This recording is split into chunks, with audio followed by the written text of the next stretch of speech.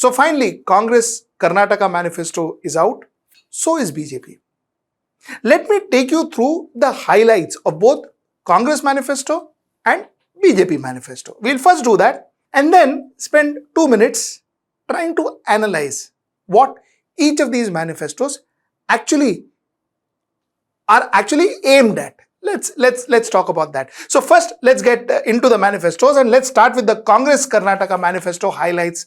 First, number 1, to increase the ceiling of reservation from 50% to 75% to accommodate the hopes and aspiration of scheduled caste, scheduled tribe, OBC and other minority communities such as Lingayats and Vokalingas to be committed to increasing reservation for SCs from 15% to 17% and ST from 3% to 7%. Restore minority reservation at 4% and increase reservation of Lingayats, Vokalingas and other communities. This is point number 1. Point number 2, to take strong legal action, including imposing a ban against groups spreading hatred on grounds of religion or caste. May it be groups from Bajrang Dal, from majority community or PFI from minority community. So that's point number 2. Point number 3, to fill all sanctioned government posts that are vacant within 1 year and consider extending old pension scheme to pensionable government employees appointed since 2006. To abolish corruption in public works and create a transparent tender system in PWD, irrigation, rural development among others by enacting a special law to punish perpetrators for corruption. To make police appointment in such a way that 1/3 of the staff are women and minimum 1% posts are reserved for gender minorities. To sanction farm loans up to 10 lakhs at zero interest and repeal the 3 farm laws enacted in the state under Bharatiya Janata Party rule. To establish a gig workers welfare board with allotment of 3,000 crores as seed money for revolving fund and mandate minimum hourly wages for all gig and unorganized workers in domestic and personal care, logistics, food delivery, e-pharmacy, transport and other sectors. Amidst Nandini Row, to increase milk production in the state to 1.5 lakh liters under Mission Shira Kranti. To bring all health schemes under one umbrella, Rashtriya Swasthya Bima Yojana, and extend it to gig workers.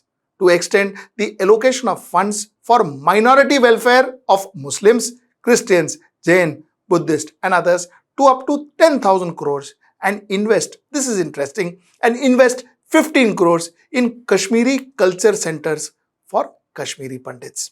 Now, this is what the Congress Manifesto looks like. 2-3 highlights. One is they are very clearly targeting their voters, very clearly through this.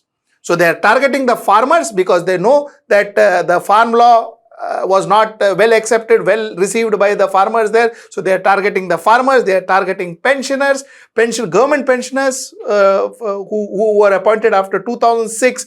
They are targeting youth because they are talking about employment. This government jobs being fulfilled is a very cliche manifesto. Every second government, every second political party, my apologies, goes and gives this during the election. So, theek hai. And how much of it happens is a different question altogether. So that's one. So primarily they're talking to minorities. Primarily they're talking to sections, specific sections of the voters. Like for instance, they've increased allocation of funds to minority welfares, Muslims, Christians, Buddhist, Jains, etc. Like I told you, interestingly, they've also put up 15 crores for Kashmiri culture centers, and that is for Kashmiri Pandits. So primarily they're targeting sections and especially minorities. When I say minorities, I don't really mean just Muslims alone. They are talking about minorities in all, whichever forms. So as we say, they're target marketing and their manifesto is meant for that particular target. Now let us get into Bharatiya Janata Party's manifesto and then possibly compare both. Bharatiya Janata Party manifesto is divided under 6 heads. Anna, that is food security.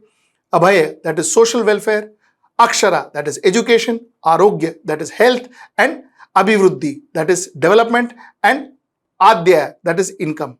So that's how they have broadly divided their manifesto. Firstly, very interesting that there is a lot of free that is seen in the Bharatiya Janata Party manifesto. Now that's the first thing that comes to mind. 3 free cooking gas cylinders for below poverty line families to be distributed in the month of Yugadi, Ganesh Chaturthi and Deepavali.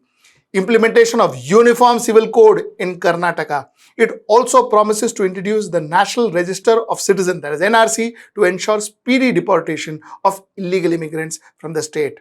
Sarvarigu Suru Yojana, under which the Revenue Department will identify and distribute 10 lakh housing sites across the state to the siteless, homeless. One of the promises is also the provision of half-liter Nandini milk every day to BPL families under Poshna Yojana. The Poshna Yojana also envisages monthly ration kits with 5 kg millets along with 5 kg rice. Free annual master health checkup for senior citizens. Now this is what Bharatiya Janata Party highlights of what Bharatiya Janata Party manifesto looks like. Very clear. The Congress manifesto is so targeted to their audience. It is targeted to the minorities, it is targeted to Muslims, Christians, Buddhists, Jains, it is minorities, it is targeted towards Kashmiri Pandits, possibly also to gain the confidence of Hindus, so that Hindus are not left out. It is targeted towards Vokalingas, it is targeted towards Lingayats. This time around, Congress is expecting a lot of votes to fall their way, especially from Vokalingas and Lingayats. So basically, due to that, they have given them enough in this particular manifesto in terms of reservation, and so is giving minorities back their reservation of 4%, and also of course looking at SC and ST, increasing reservation for SC and ST. So that's what broadly Congress manifesto looks like. Now if you look at the BJP manifesto is very specific. It is looking at the Hindu community, it is looking at Hindus, and it is still talking to the Hindus. The Uniform Civil Codes, talking to the Hindus. NRC, talking to the Hindus. So it is talking to the Hindus, while of course they talk about various yojanas, but this is the predominant offer that they give. Now in the meantime, Congress is also talking anti-communalism. Congress is talking anti-communalism. They say they will take strict action against people who spread hate. They will take strict action against Bajrang Dal, and of course they had to balance it. Otherwise, that would have been seen as appeasement. So they also said that they will take. So they have also included PFI onto their strict action and banning list. So it balances. So it doesn't anger the Hindus. So they have done a balancing act. So this is as far as the communal issues are concerned, and except for this, I don't see much happening in both the manifestos. That's what I wanted to tell you today. I'll see you in my next report.